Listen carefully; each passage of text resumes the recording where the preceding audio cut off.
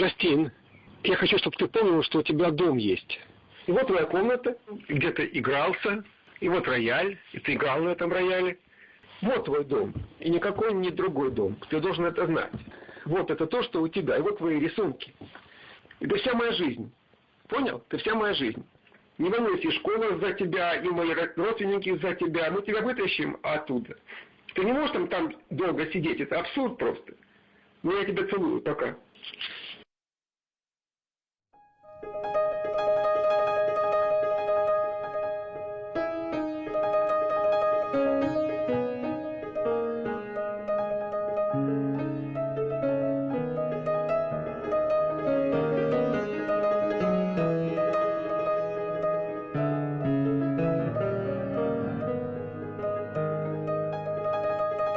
What I think we should really celebrate is the fact that we've now had another record rise in adoptions, another 26% rise, over 63% rise since 2011. And that means, rather than just over 3,000 children finding their adoptive family, that's now over 5,000 children.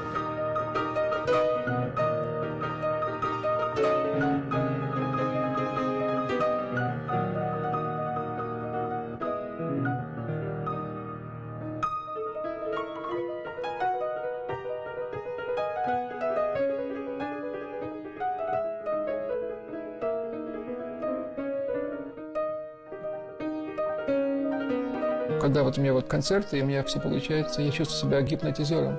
Что чувствую, я держу публику, могу им говорить то, что вот я хочу, они мне нить такая образовывается между мной и слушайте. Когда его забрали, у меня прошел год совершенно вырванный, понимаете, я себя поймал мысль, что я не могу вообще, не могу не играть, и меня, наверное, я за год даже ни разу не улыбнулся вообще.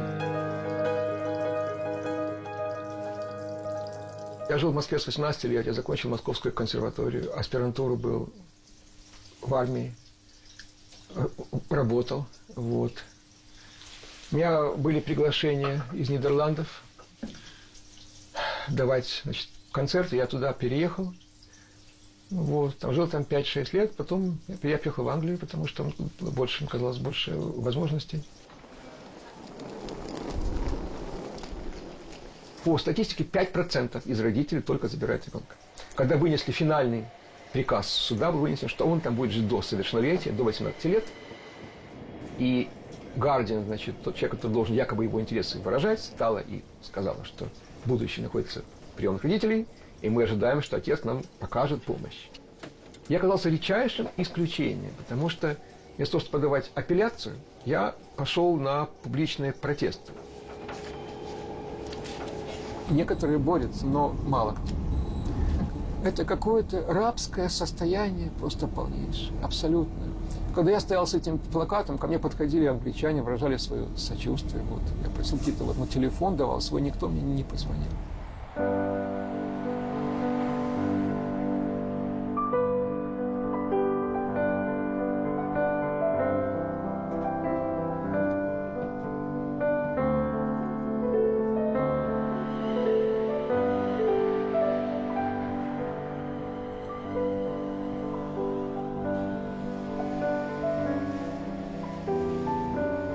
The first decision is the child safe to stay in their family? If there are concerns that they're not safe, the concern might be by neighbours, by schools, by doctors, by social workers, and it goes to the courts. And the courts then have to make a decision about whether this child should stay with the family or not. And if the courts agree that the child should move away from the family, then they become the responsibility of the state and they are placed for fostering or adoption. The words forced adoption are used for cases where children are removed from one family and placed with another, adopted, and that's not consented to by the parents of the children. And international law says that it should be very rare that this happens, yet to the 31st of March 2014, there were over 2,000 children forcibly taken from one family to another. Social workers are instructed by their management even if the family is a good family, competent family to looking after a child, to advise the court to get the child adopted. So in other words, children have been removed from one family and placed with another family and forcibly adopted merely to satisfy government targets. In the case of the McDougalls, they had 2 children. Kerry McDougal was deemed by the authorities in Scotland to be not sufficiently intelligent or too stupid to get married. And then she was deemed to be too stupid to look after her children. So they left Scotland and went to live in Ireland.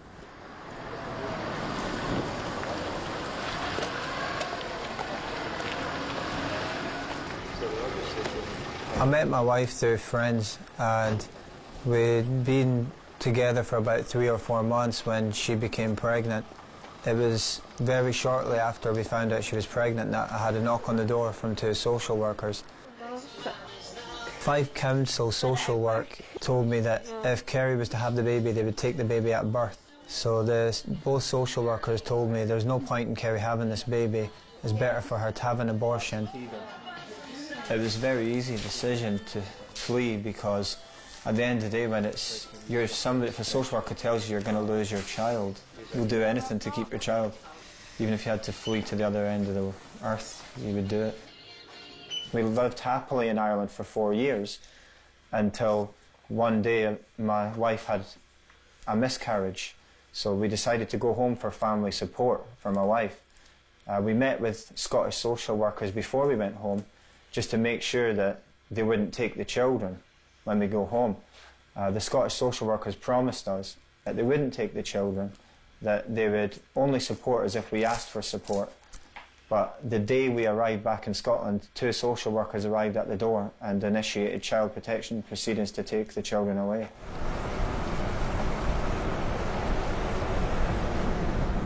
We've got permission to talk about our case thanks to John Hemming going into Parliament, using parliamentary privilege to open our case up.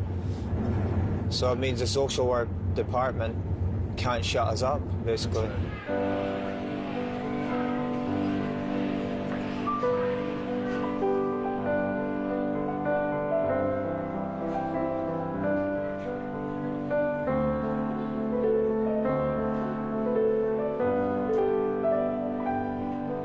We're going to Scotland today because we have a court case in Dunfermline Sheriff Court tomorrow. So we're about to fly on the plane from Dublin to Edinburgh. It's quite nerve-wracking, to be honest. And I didn't get much sleep last night.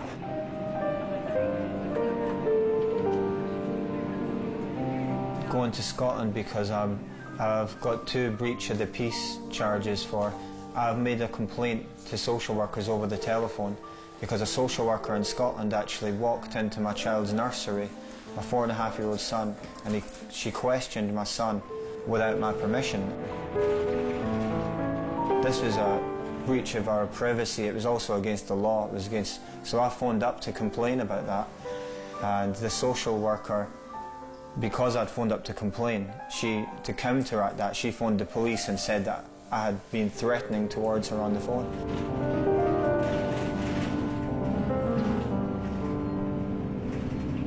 This is a video of Ben, and he's telling me that he doesn't want to live in Inverkeithing anymore because the social workers might come and take him away. He says we have to get a new house, but not in Inverkeithing, and you won't get arrested by the police, and the social workers won't be able to come and take me away. Dad, can we run away so that we can get away from these social workers who are trying to take us away? You know, that's the final thoughts of a 4.5-year-old going to bed at night. Any social worker won't even find us, because we'll be far away, we'll be in our roof, and they don't know where our roof is, even the police. Can you comment something about McDougal's case? I don't know. Mark and Kerry McDougal, because... Oh, that's the adoption, the adoption without consent. Kerry, I don't know specifics about that case. I mean, it's very difficult to comment on any particular case without knowing all the information around it. People have confidence in the system and that they don't feel persecuted or somebody makes a decision and ticks a box and that's it, your child gets taken away. I mean, I used to say when I managed a team of social workers that if only people knew how hard it really is, to remove a child. It's the absolute last thing we do. Or both parents within the family court. There are targets of 1,000 children to be removed a month by forced adoption.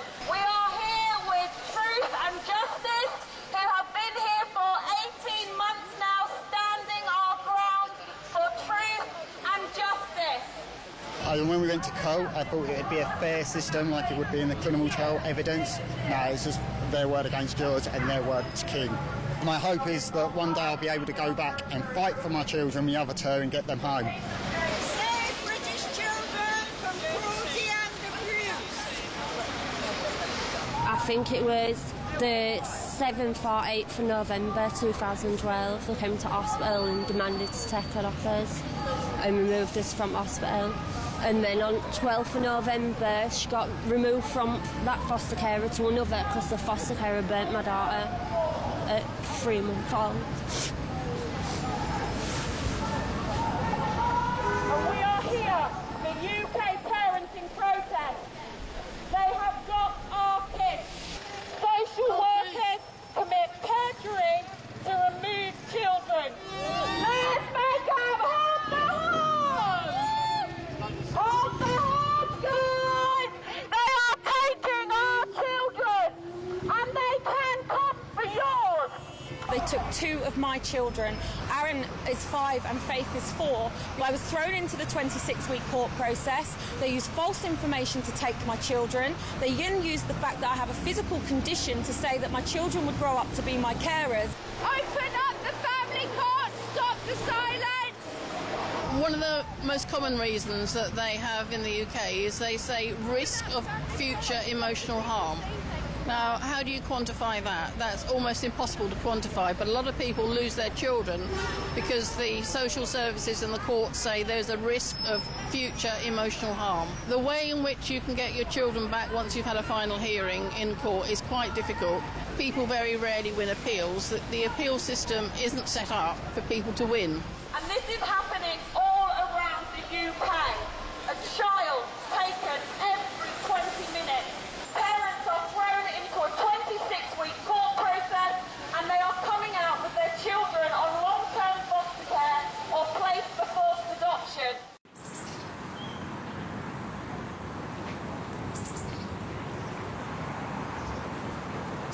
А больше омлет есть? А? Хлопья будешь? История была вот какая, что я поехал в Таиланд на каникулы. Там встретила его мать. У меня с ней был довольно короткий, романс. Я потом уехал обратно. Она меня известила по e-mail, что она ожидает ребенка. Я не мог его там бросить. Я приехал туда, там ДНК-тест это все, подтвердил. Так, ранец бери. Я просто не мог его оставлять там, у него там не было никакого ни будущего, и он там, в принципе, никому особенно не нужен. Поэтому я по решению суда Таиланда и Нидерландов, он получил голландское гражданство и приехал сюда, я помню, 1 мая 2006 года. А в 2012 году, опять же, зная их закон, было 9 лет 7 месяцев, нет такого четкого. Я его оставил дома одного, поехал к своему этому, как сказать, налоговику. Я отсутствовал 4 часа. Был где-то жаркий день, к нему мальчик, дети, мальчики, понимаете, перелез мальчик через, забор к нему дома, начали играться, с увеличительным стеклом они играли, опыты ставили. И мальчик, этот англичанин, он, поджег сарай. Итак, мы с вами начнем с повторения словарных слов. Приехали пожарные, затушили пожар. Он не был в опасности ни в каком времени, потому что он через забор перелез. Мы забрали, по закону на 72 часа, бросили тут же в фостер-кэр, меня, арестовали, выпустили. Расписка он не выйдет. В дело включились социальные работники, которые начали строить свой, случай. Первое слово. Шоссе. Шоссе по слогам. Шоссе. 2 С. Молодец. Давай, Лен, дальше. Он жил 15 месяцев в фостер-кэр у приемных родителей. Место его пребывания для меня было неизвестно. The worst thing was probably the other girl that was fostered with them. She had a Down syndrome, and she had a tendency of always coming into my room and asking what was going on. Another thing was the baby that was going to be adopted, who lived there as well. I couldn't really sleep at night because all I heard him doing was crying or getting a toy and hitting it against the wall. I was pretty sure that I still got back to my dad because I knew he was trying his hardest to get me out of there. Ошибка в другом месте. Кто нашел? Джастин. Совершенно верно. Джастин молодец, сегодня очень внимательный. Я никогда, ни при каких обстоятельствах, я никогда себе не представлял, что я его любой ценой не заберу обратно. Я не знал, как я это сделаю, но я знал, что я это сделаю. Видимо, социологи поняли, что я не остановлюсь ни перед чем, и они пошли какие-то вот такие вот: давай, Евгений, мы тебе его вернем, пройди там курс семейного там работника. Ребенка мне вернули в октябре, и с меня сняли все эти криминальные обвинения по неглекту. Но я начал замечать, как ему сильно на него подействовало вот это пребывание в фостер-кэр. У него, конечно, произошли изменения. Было видно, что он не такой ребенок, какой он был раньше.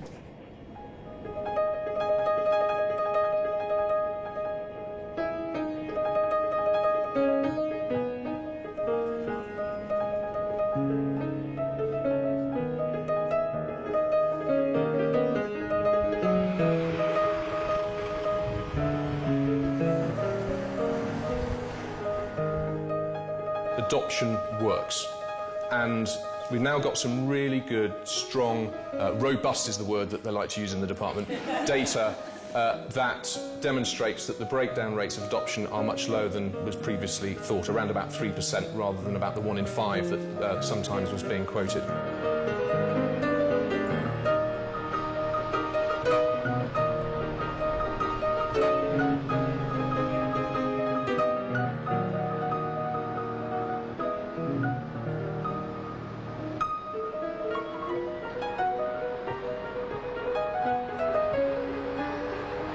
This is the port through which most of the British families come into Ireland.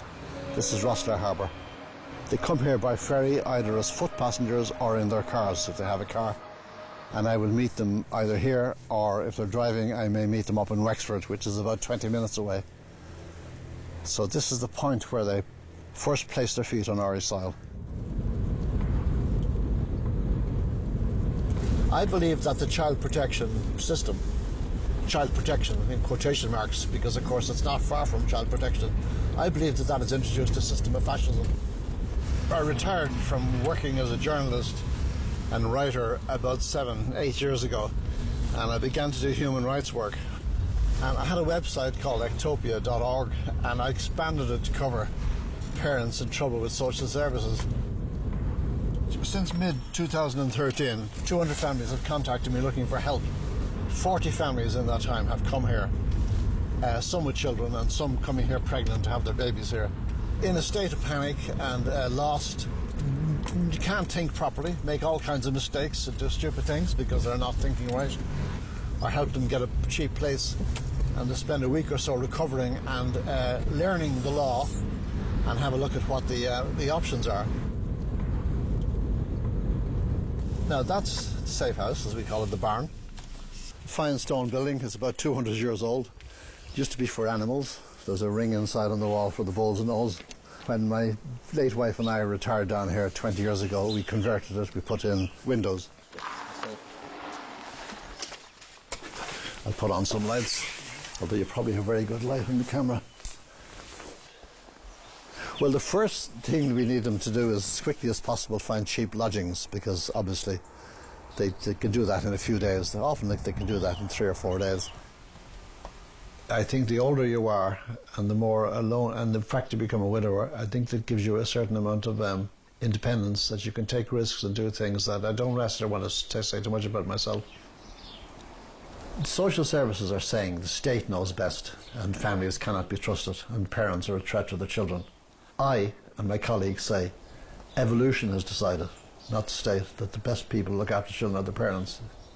Up to 5 years ago, there was the only abuse was physical abuse, neglect, and sexual abuse, and we would put this physical abuse and neglect in the same category. So then there were 2,500 cases each year reported to social services in the UK of physical abuse, neglect, and sexual abuse. 2,500 causes for intervention. Over the 5 years, a new category has come into being called emotional abuse. And last year there were 13,800 cases of emotional abuse involving social services intervention, because this is the result of an unholy alliance between social workers and the psychiatric profession. Then there's also the concern about the capacity of some parents, and it's become particularly contentious around adults with learning difficulties as to what is their capacity to parent children. And again, some judgments are being made by medical profession and others that some parents should not even be given the chance to parent because people are not confident that they have the capacity to parent.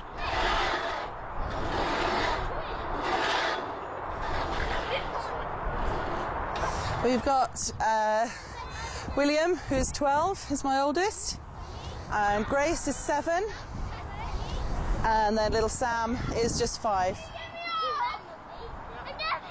When all this sort of first started, we did take a holiday.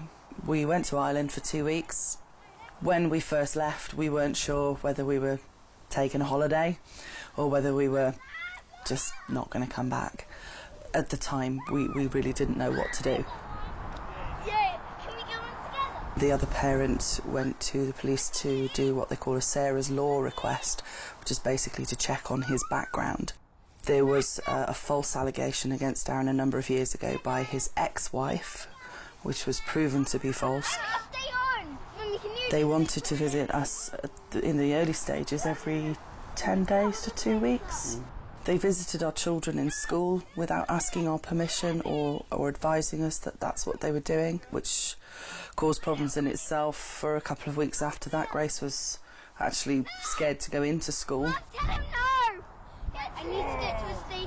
We came across so many stories of children being taken for the most spurious reasons, and of course once they have your children it's very difficult to get them back.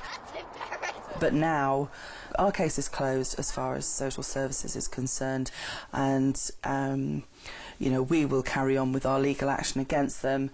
But as I say, if there's a knock at the door and I'm not expecting somebody, it's scary, and I can't do that anymore. So we would consider, you know, in the right circumstances, financially and what have you, we'd consider leaving the country.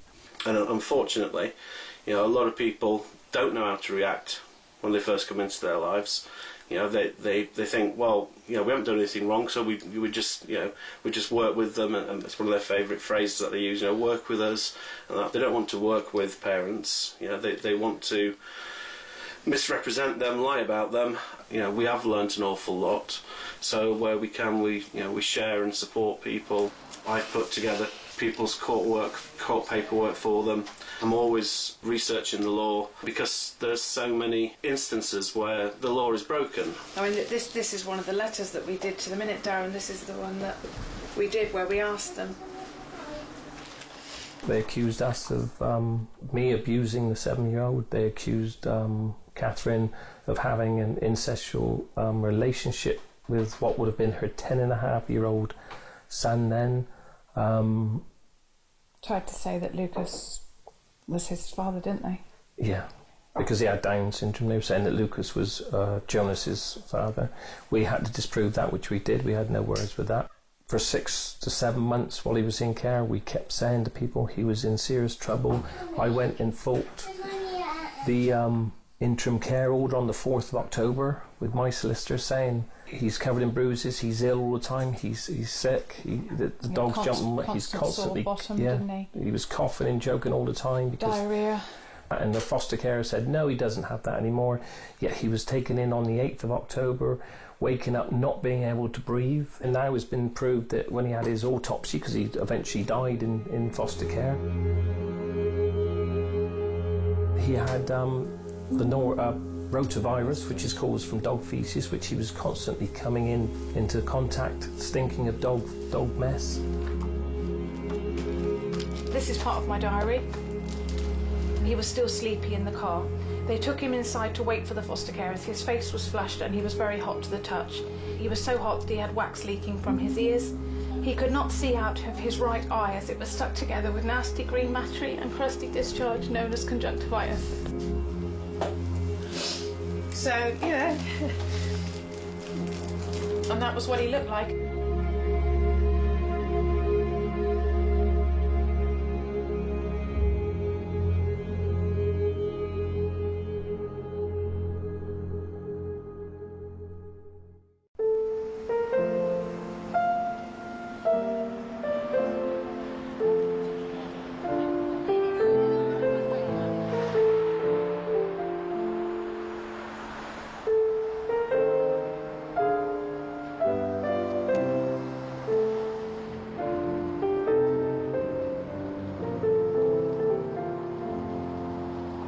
Thinking about Kerry, how's she doing? Well, she's really not well at the moment because she's stressed. Right. So it's causing physical symptoms and the pregnancy's suffering because of it. I'm not Mark's lawyer and I leave the legal side of things to the lawyers. However, my understanding is that he's pleaded not guilty to a charge. Quite a minor charge, by the way, a charge that the social worker has brought against him, and which certainly the solicitor believes is a malicious allegation. This way. Yeah, don't worry. About 5.5 years ago, their troubles started. Kerry went into hospital, had the child, and within a few days the baby was taken off of her because of concerns passed on from social services in Fife. And it was at that point we became involved, because we as an organisation at Nursing Matters advocate for breastfed babies where authorities are interfering with the relationship, and our involvement has continued to this day. There's some possibility that the case can be thrown out, and that's because John Hemming MP said in Parliament that the case was vindictive, and being vindictive is not a good reason to bring a case. So it may be that we can get the witness statement discredited on that basis. I'm here for quite a minor breach of the peace trial, and it's against social workers in Scotland who took my children away. And I'm here today to basically defend myself.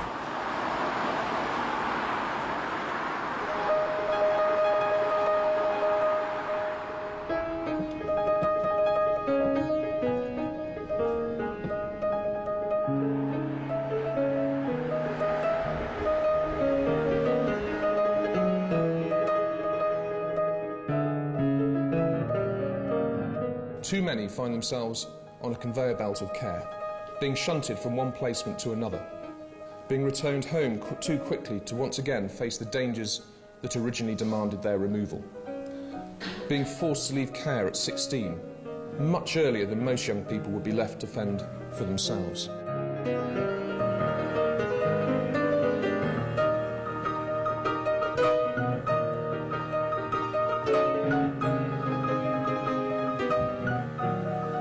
So now I will pass you to Justin. Well, there is actually, I will tell you that he was filmed today by Russian Today. In his Russian, I'm not going to hide anything about it. I have to tell you also, they are filming me now. Actually, I'm also not going to hide this. I also have to tell you. Okay, right. I'm going to ask Justin about this, but he may not talk to me about it, so I wanted to ask you about it. Yeah, do you want? I will leave a room. I will leave a room so you can talk to him on the start of whatever you like. You see. Hello. Hi, Justin. It's Zoe. Hi. Sorry, I'm calling you so late. You've been to Russian school today, have you? Yes. Okay. I've got a few questions to ask do you understand what's going to happen tomorrow? Yeah, I know what's going on. Yeah, I think they should conclude it. Yeah, I think I don't want to get your hopes up. I think there's a good argument that the case should just be finished tomorrow, but I don't know that the judge will be persuaded to finish it because... Суд назначает адвоката для ребенка по закону, который никогда не исполняется. Если ребенок не хочет этого адвоката, он имеет право просить другого адвоката, как должен быть. На практике это никогда не выполняется. То есть мы дали отвод. Мы нашли адвоката независимого. Она практически, понимаете, как она все равно не хочет не против, она советовала какие-то еще вещи, которые ей говорили социалы. Мы не пошли на какие эти уловки. Вот, но она обязана донести его желание на самом деле. Она вот сейчас звонила в адвокат. То есть она вредит, по крайней мере, меньше, чем остальные. Ее понять тоже можно. Потому что, идя против социала, она просто потеряет свою работу, свою лицензию, потеряет вообще все. Ее можно понять, так сказать, чисто вот по-человечески.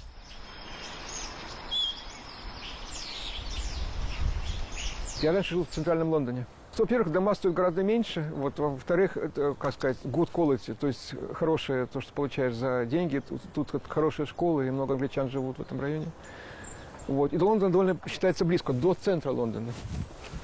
Поэтому это все придется бросить, если нам придется уезжать, и мне даже не будет жалко, абсолютно. Если его только бы спасти, и все. Да, меня могут арестовать, ну, конечно. Это от них можно всего ждать. Мне очень боязно, что будет с Джастином. Сейчас в суде будет рассматриваться дело о том, чтобы моего сына вернуть в фостер-кэр. Я буду настаивать на том, чтобы дело было прекращено. Дело в том, что уже полгода местные власти не могут предъявить никакого, по сути, обвинения, ничего, что может оправдать его перемещение. Если нужно, я готов идти за решетку за право защищать своего сына.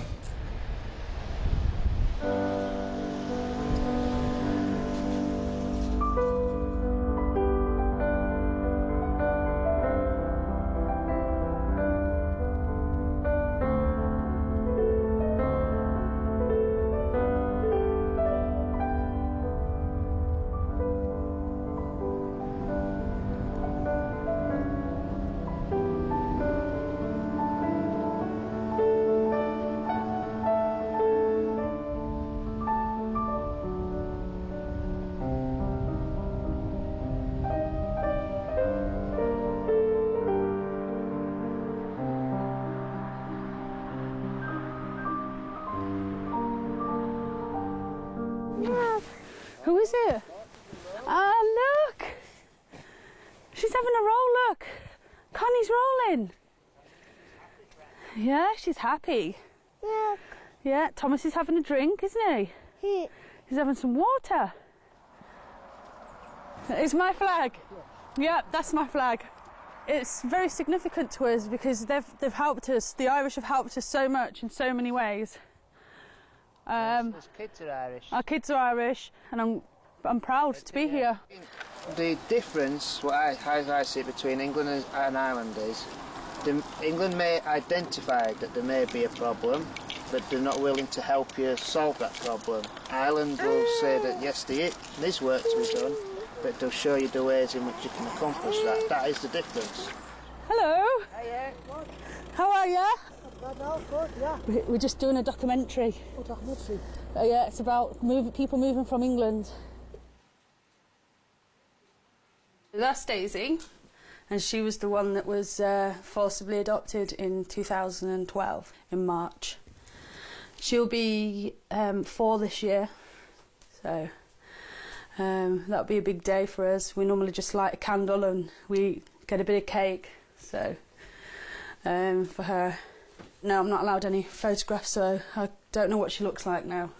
It's really sad that I won't be able to see him unless she chooses to see me when she turns 18 and she decides. It's like a grieving process that you go through. Like, it's like she died, but she's still alive, but you grieve.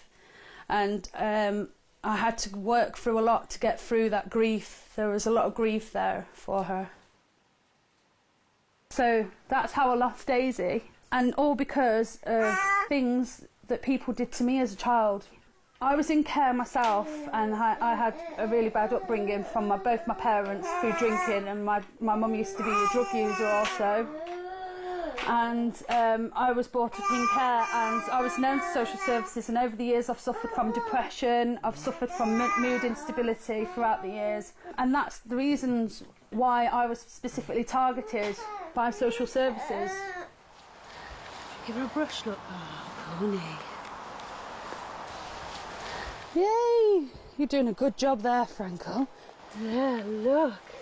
2 weeks before Frankel's due date, a social worker came to our house with paperwork to say that he was going to be removed at birth. And within 3 or 4 days, we packed all our life into a van. We hired a van, booked a holiday home in Ireland, and it was the most scariest thing I've ever done ever. Once we got over to Ireland, we didn't know what to expect. It was Christmas. We knew that services weren't going to be open. It was a very lonely, frightening time, because Christmas is like a family thing, and we had plans for Christmas that we were going to spend with your family, weren't we? Yeah. And all that was just literally destroyed. But we knew that we just couldn't let the social workers take another baby, because we knew what they were going to do. They were going to take it and adopt the baby. And we drove, as we were driving to the ferry port, just feeling sick and stomach going over, and then we got on the ferry, and then we were sat there on the ferry, and then as soon as the engines went boom and they started, oh, it was the best feeling ever, because we knew once that ferry started moving, that was it, they couldn't touch our baby.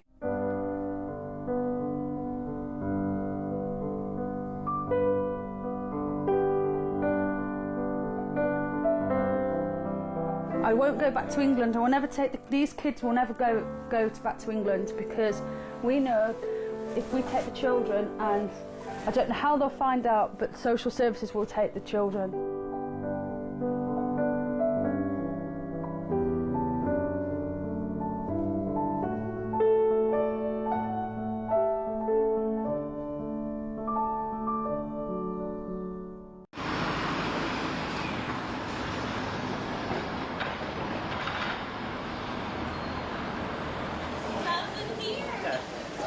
I know parents that have wanted to and have committed suicide. The worst thing that can happen to most parents is to have your child taken. It's worse than death, you know. So it's wrong. They say Britain has the most robust child protection system in Europe. We can't argue with that.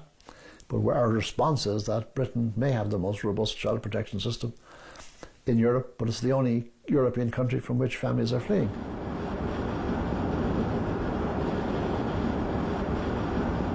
Well, the McDougall's case is a very important case. McDougall's went back, and their 2 Irish-born children were indeed seized. If they win their case, and it is ruled that the children cannot be seized and the children are returned to them, it means that hundreds of other parents here can now take their Irish-born children back to Great Britain to see their grandparents safely.